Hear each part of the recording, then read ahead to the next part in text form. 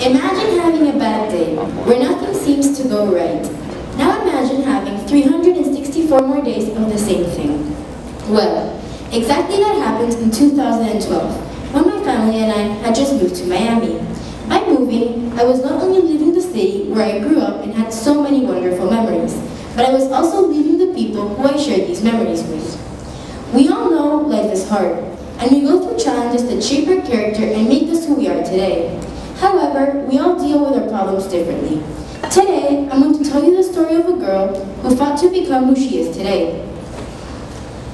I had just moved to Miami and I was in this new school, with literally no friends. It was just my cousin and I mean, sure. Many people approached us, but we were in complete denial and with absolutely no desire to make any friends. Time had passed and I still hadn't adjusted. I spoke to my friends back in Maracaibo every day, and that just made matters worse, since it was a constant reminder of how much I missed them and wanted to go back. Isn't it funny how you may think life can't get any worse, only to find exactly that happened? I was just leaving computer class when through the speakers, I heard the code that indicated that there was a lockdown. I remember the teacher rushing us all into the nearest classroom. There were like 60 desperate and scared students crying, myself included. I remember the teacher putting covers onto the glass door and turning the lights off while telling us everything was going to be okay. I was really scared, but I also had to take care of my cousin who was about to faint. She wouldn't stop shaking.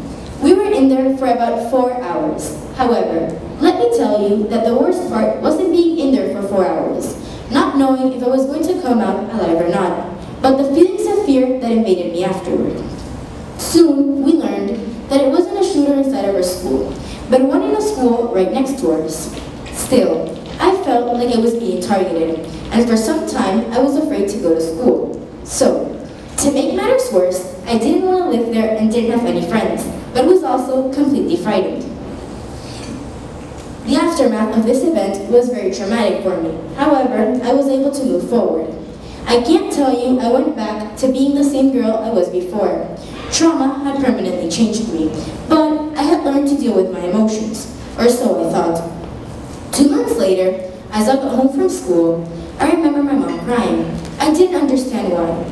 Soon, I learned it was my aunt, who had been diagnosed with cerebral vasculitis, a disease resulting in the inflammation of the blood vessel wall, brain, and occasionally the spinal cord, as stated by Cleveland Clinic. This time, it wasn't just a shooting casualty, it was life, targeting one of the people I loved the most. And that is where my story actually began. Imagine going everywhere feeling scared, not only knowing that that something bad may happen to you, but that your aunt's condition may get worse. That's how I felt. I knew of many people that had gone through similar situations, where they had gone through hell and back to get through unpleasant times, but they had done it. That's why, for a second, I tried to forget all of the crappy things that were happening in my life. It felt good. I felt free. And that is when I noticed that life is about finding the positive side to a negative situation, since that is what everyone around me seemed to be doing. It's easier to feel terrible for what is happening to you, as opposed to changing your life. And I realized I had been doing this for a very long time. I remember focusing mostly on the negative aspects of the situation, how badly I felt, and how I didn't think things would ever change. Obviously, my life wasn't going to miraculously change overnight, that's why. Little by little, I began making changes that made me more grateful, and made me forget all of the terrible things that were happening in my life. I reminded myself that no matter what, I always had my family. They were the ones who made me realize that life was more than just problems, and that it was about finding the good side to an awful situation, and that's what I did. I had grown up in a religious family, where in hard times, prayer was comforting. For me, faith was just the beginning of what would be a strong and happy life. It made me realize that I was never alone. Therefore, with the help of those around me, I could get through this hard time. On a daily basis, I was surrounded by a room full of students, who I hadn't interacted with due to my closed mindset. In order to become a happier person, I also had to make other people feel happy and welcomed as well. That's why, little by little, friend by friend, I began to accept all of these people into my life. I had been wrong all along. These people were actually incredibly nice and accepting. They weren't constantly reminding me about all of the negative things in my life. Instead, Instead, they were a distraction and a demonstration of how happy I could be if I wanted to.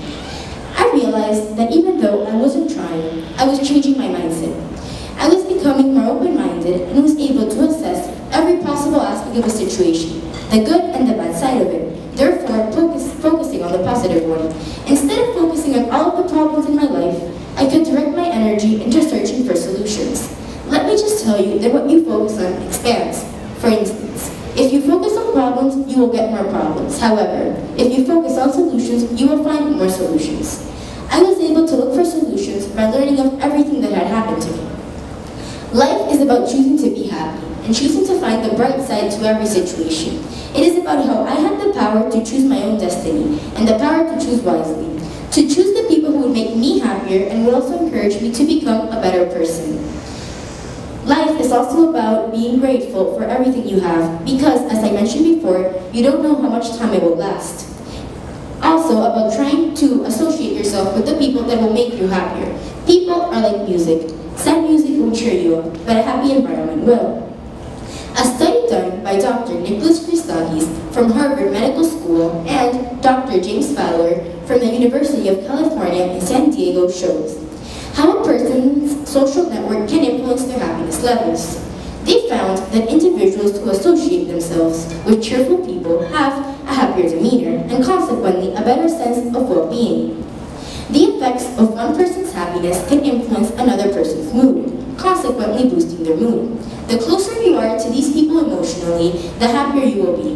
This just means that by surrounding yourself with happy and cheerful people, you will encourage yourself, as well as other pessimist people, to change their attitude. For that reason, during my aunt's last days, I tried to stay with her and make her happy, because life is not only about being happy, but also about trying to make other people as happy as possible. Nowadays, I can tell you that my life has changed for the better. Sure, I haven't become a perfect girl, but I have learned that everything I do shapes who I am and who I will become in the future. Even though I can tell you that unfortunately my aunt passed away, I did not let it take over my life as it had once done before. Instead, I tried to focus on all of the good memories and positive things she left me, because that is what life is about being grateful for what you have, because you don't know how much time it will last, and about trying to enjoy life, because even if we sometimes forget, life is too short to focus on all of the bad things. It is important to focus on what makes you happy, and also learning that from every bad situation, a good thing will rise. That with every door that closes, others open up, offering more than the one that just closed. Most importantly, how we have the power to open these doors, that if we want to, can lead to a life of perseverance and strength. A valuable lesson that I learned is that when something bad happens, you have three choices. You can either let it destroy you, you can let it define you, or you can let it strengthen you. And from experience, I do not regret anything that has happened to me, because from everything, all of the bad things, I have learned to become the brave and controlled girl standing before you. Thank you.